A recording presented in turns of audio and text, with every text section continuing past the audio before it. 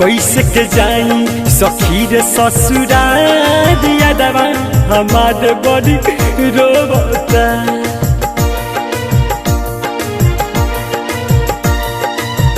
कैसे के जाई सखी रे ससुराल यादवा हमार बड़ी रोता। जन्म से ज्यादा हमसे प्यार बात कइले मर जाई खाके जहर बात धइले लोरवे से अखिया के धोवता। कैसे के जाई सखी रे ससुराल यादवा हमार बड़ी रोता। कैसे के जाई सखी रे ससुराल यादवा हमार बड़ी रोता।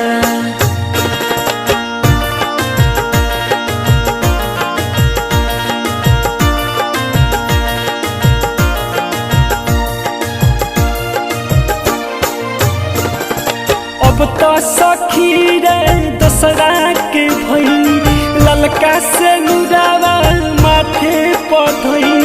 तू ही बताव सखी अब काथी करी भई बधोखा पाप हमरे पपड़ी। अब तो सखी रे दसरा के भई ललका से नुरावा माथे पधई। बताव सखी अब काथी करी भइल बा धोखा पाप हमरे पपड़ी। दिलवा में दर्द बड़ी होता। कैसे के जाई सखी रे ससुराल यादवा हमार बड़ी रोता। कैसे के जाई सखी रे ससुराल यादवा हमार बड़ी रोता।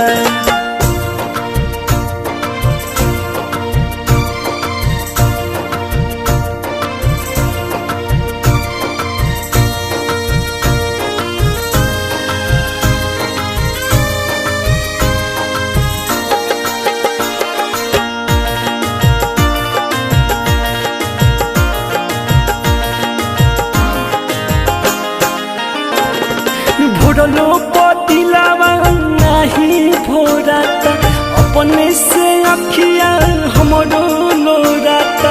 बचपन के प्यार सखी छूटता बिकी राजा संगे नाता जुटता।